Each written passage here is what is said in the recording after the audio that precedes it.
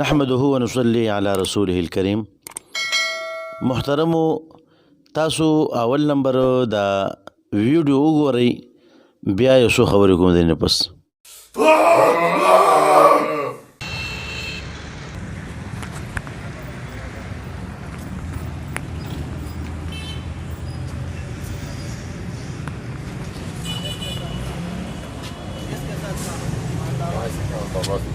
खानबाबा से मिलना है।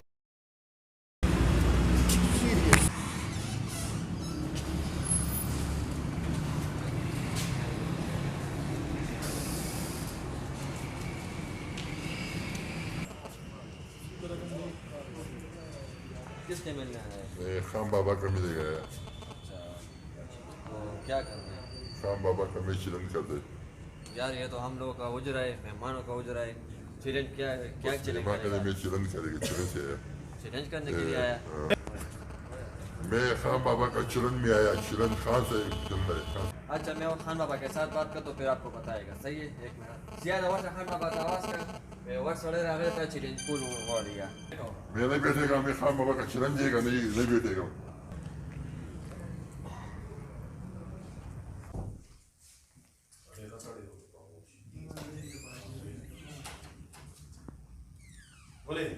खान बाबा यो कस रागले दम दे او هغه وایي زه هغه چیلنج ورکوم.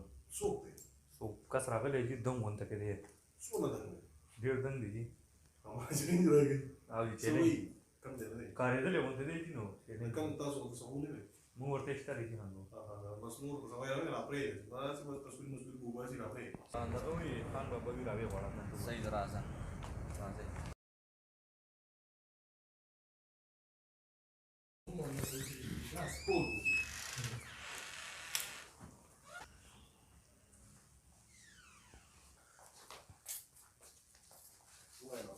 मैं चिलन के तुमको चिलन देगा। मैं मुझे चैलेंज कर रहे हो? हाँ, तुमको चिलन देगा।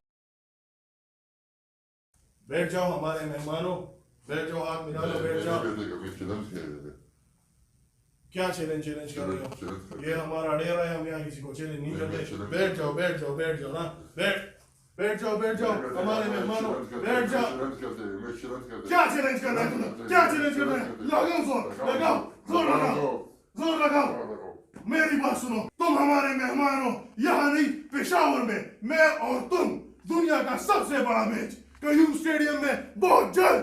محترمو، دا شیرخان یو افغانی کس دی او بل دا خان بابا دی. دا خان بابا وجریت راغی او وایي زه خان بابا له چیلنج ورکوم. نو بهرحال چې کوم دی دغه ویډیو ته شروع ده. نو بهرحال خان بابا ورته وایي چې زه دلته زما دا اجره ده او دلته ستا سره زه دغه نه کوم مقابله او دا بیا چې کوم دی پېښور کې وکړو. نو بهرحال ما ته خو داسې څه پیک او ټول چې کوم دی یو گیم ښکاري، داسې د مخکې نه کیمرې پټ دي او دا ویډیو کېږي. نو بهرحال داسې چې کوم دی دا ما ته خو په خپل ذاتي پیک ښکاري. نو ما ویل چې ستاسو نه به کوم زه مشوره واخلم چې ستاسو څه وایي په کمنټ کې تاسو ولیکئ چې آیا دا پیک دی او که نه دا چې کوم دی صحیح طریقه ده.